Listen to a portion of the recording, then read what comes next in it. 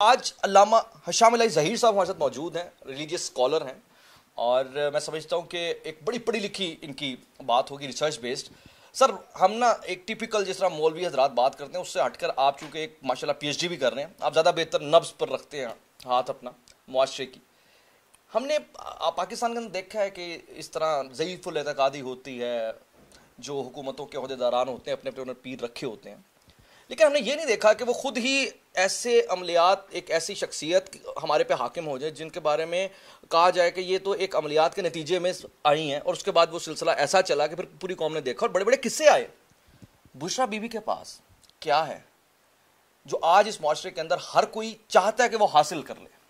बिस्मिल्लाहिर्रहमानिर्रहीम। आपने बड़ा एक दिलचस्प जुमला बोला है कि हर सियासतदान ने अपने अपने पीर रखे होते हैं। यानी ये जुमला बहरहाल एक काबिल तहसीन है। बहरहाल पीर रखने से मुराद ये है उन्होंने अपना अपना पीर चुना होता है। ठीक है। आपने ये जो आप अगर बात करें ना, आपने ये जो बात की है ये 100% दुरुस्त। इस तरह आपने आपके जहन में आ जाएगा शायद जियाउल हक के दौर में, बेनज़ीर भुट्टो के दौर में, नवाज शरीफ के दौर में कि डंडा पीर सिपाही हुआ करता था, वहां जाके वो डंडे खाया करते थे। तो गोया ये पीर परस्ती का जो बड़ा मोतबर होते थे, जिसको डंडा पड़ता था तो वो वज़ीर आज़म बन गया, वो वज़ीर आज़म बन गया। अंदाजा लगाइए ज़ईफ़ुल इत्तेक़ादी हमारे मुआशरे में रही है। बल्कि मैं ये समझता हूँ अगर तमहीदी तौर पे अगर ये बात की जाए कि बादशाहों का जो जालिम जाबर, बल्कि आप ये समझ लें काफर बादशाहों का एक तर्ज अमल ये रहा कि अपने दरबार के अंदर बड़े बड़े उस दौर के जादूगर रखा करते थे, जिसकी मिसाल फ़िरौन की कुरान पाक में सारे का सारा वाक़या सारी दुनिया को पता है। हज़रत मूसा के मुकाबले में भी कुफर है। हम इस्लामी जमहूरिया पाकिस्तान की बात कर रहे हैं। हाँ, अब देखें वो हज़रत मूसा के मुकाबले में भी जादूगरों को लेके आ गया था और जादूगरों के साथ वो पूरे का पूरा चाहता था कि मैं गालिब आ जाऊं। अब अगर पाकिस्तान इस्लामी जमहूरिया पाकिस्तान का ला इलाहा इल्लल्लाह की बुनियाद पे 27वीं रमजान रात, ये जो सारी बातें ये बड़ी अफसोसनाक हैं। अगर कि इस पाकिस्तान का इस्लामी जमहूरिया का जो वज़ीर आज़म हो उसके घर के अंदर जादूगर दाखिल हो जाएं या जादूगरी के असरात दाखिल हो जाएं, जो हमने बातें सुनी हैं वो तो बड़ी हैरानकुन है। वो तो ऐसी हैं कि जनाब वहाँ पे गोश्त आता था, के प्याले आते थे, गोश्त फेंका जाता था।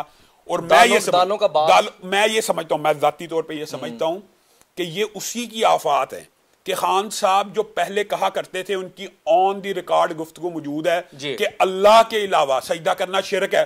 ये इसी जादू की नहुसत है कि उन्होंने कब्र के ऊपर सजदा भी किया, खुद कहा, कई सजदे किए, वो कई सजदे किए। यानी ये जादूगरी वही खान साहब जो कहते थे कि ईमानदारी, माली करप्शन नहीं होनी चाहिए तो शाहाना की घड़ियां बेचते हुए पकड़ेंगे।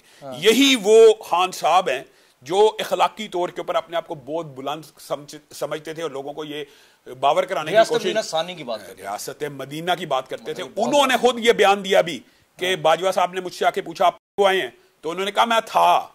अब मुझे एक बात था, इन तीनों बातों से पहले शिरक की बात के बाद सजदा किया, फिर तोशा आने की घड़ी बेची, फिर बुआई का इकरार किया। आपको पता है इस्लामी शरीयत में जो इस तरह के इकरार हैं, मैं ये बड़ी बात सोच समझ के और इस्लामी फ़िक़ा के एतबार से कह रहा हूँ, एक बंदा इकरार जुर्म करे ना इस्लाम में, फिर गवाहों की जरूरत नहीं रहती, फिर गवाहों की जरूरत या शहादतों की जरूरत नहीं रहती। हमें गुनाहों पे पर्दा डालना चाहिए ना। अच्छा, लोग हमसे पूछते आपने देखा उसको करते हुए? जब कोई इकरार कर लेना फिर गवाहों की जरूरत नहीं होती, फिर इस्लामी शरीयत में उसके ऊपर लगा दी जाती है। अच्छा, तो इसकी हद क्या है वैसे भाई? आप खुद बताएं इसकी हद। अच्छा, आपको पता है ये तो इस्लामी शरीयत का एक मुत्तफिका और इजमाई मसला है। और अच्छा, क्योंकि इस्लाम की सबसे तो बात ही ये करते हैं तो इन पे मुझे एक बात बताएं कि जो बंदा इकरार जुर्म करे, अच्छा अब लोग इसके मुकाबले में क्या बातें करते हैं, यार उसने तोबा कर ली।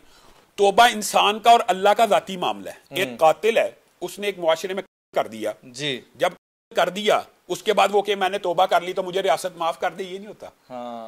के बदले में किया जाएगा अल्लाह माफ कर दे, अल्लाह माफ कर दे, हमें इससे क्या, अल्लाह हो सकता है उसको माफ कर दे, लेकिन मुआशरे में को ऐसे आजाद नहीं घूमने दिया जाएगा। दूसरी बात जो आपने की है, इद्दत में निकाह की एक बहुत बड़ी वजह जादूगरी भी होती है। अच्छा, ये बात याद रखें, जादू में शिद्दत पैदा करने के लिए इद्दत में निकाह। अच्छा, मैं आपको बताऊं जादू बुनियादी तौर पे जादू में दोबारा बोले, जादू में शिद्दत पैदा करने के लिए इद्दत में निकाह किया जाता है, शैतान को खुश करने के लिए। मैं कहता हूँ जादू होता ही शैतान को खुश करने के लिए। ये तो बहुत बड़ी बात बता रहे हैं। हाँ, यही बात है। फिर अंदाजा करें जानबूझ के छुपाने के पीछे जो मोटिव बयान किया गया, माज़ अल्लाह जो मुख्तलिफ सोर्सेज बताते हैं कि उन्होंने एक ख्वाब बयान की और उन्होंने कहा कि फलां फलां, माज़ अल्लाह मैं तो वो लफ्ज़ भी नहीं कह सकता कि मुझे हुक्म मिला है कि इद्दत में निकाह, खिलाफ इस्लाम और खिलाफ शरीयत का हुक्म मिला है, खिलाफ शरीयत।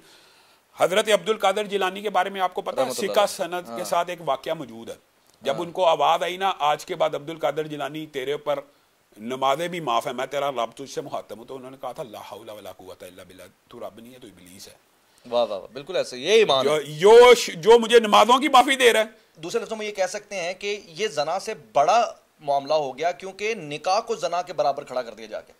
मैं आपको एहसान भाई एक बात बताता हूँ, जी जी, खास तौर पे मैं तो वो बात करूंगा जो इस्लामिक जूरिस्प्रूडेंस के अंदर है। हाँ। मुफ्ती सईद साहब फिका हनफी से ताल्लुक रखते हैं, जी जी, इमरान खान और बुशरा बीबी फिका हनफी से ताल्लुक रखते हैं, उन्होंने निकाह फिका हनफी के मुताबिक किया ना। जी जी। फिका हनफी में दुराने इद्दत निकाह के बाद निकाह ही नहीं हो सकता। अच्छा, निकाह हो ही नहीं सकता? हो ही नहीं सकता, हो ही नहीं सकता। हालांकि ये मैं फिका हनफी की बात कर रहा हूँ सिर्फ, आप पूछ लें उनके उलमा से फतवा। तो फिर कैसे हो गया निकाह? आप ये बात आप बताएं, आप उनसे पूछें। फिका हनफी का ये असूल है कि जब हराम का इर्तिकाब हो जाए तो बाद में वो हलाल नहीं होती। मुफ्ती सईद साहब, अल्लामा शामिल ज़हीर साहब का ये सवाल अब पेंडिंग है, अब आप इसका जवाब दीजिएगा। अच्छा, अब बात यह है कि एक फिका के मुताबिक और अपनी फिका के मुताबिक उन्होंने मुखालिफत कर दी और दूसरा निकाह कर दिया। क्या आप टेंटेटिवली बताइए कि एक हाइपोथेसिस कर लेते हैं, क्या रीजन हो सकते हैं कि इतनी बड़ी वायलेशन मुफ्ती सईद ने कैसे कर दी? मुफ्ती सईद मेरा ख्याल है कि शायद उनको फिर मिसगाइड किया गया हो कि हलाला हो गया या जो भी मामला हो गया। मैं अल्लाह माफ करे कोई ऐसी बात, यानी आपको मुझे लग रहा है कि हाइपोथेसिस भी नहीं बन पा रहा।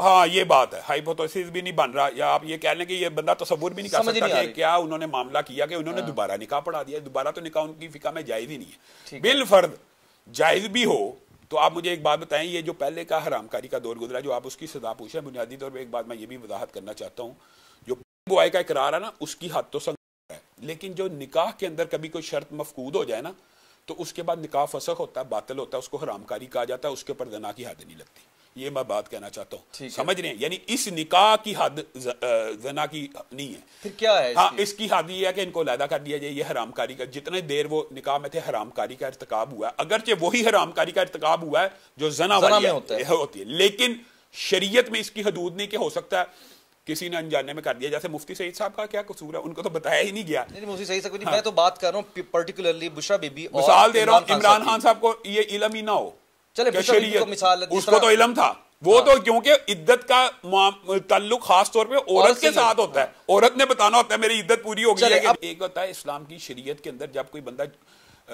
पक्का झूठा साबित हो जाए ना, जिसको हम कहते हैं, ये जो अदालत ने सादिक अमीन करार दिया खान साहब को, देखें एक पेटेंट झूठे को सादिक अमीन करार दिया जा सकता है। अब ये होता है कि शरीयत के अंदर ऐसे बंदे की गवाही ता वक्त मौत कबूल नहीं होती।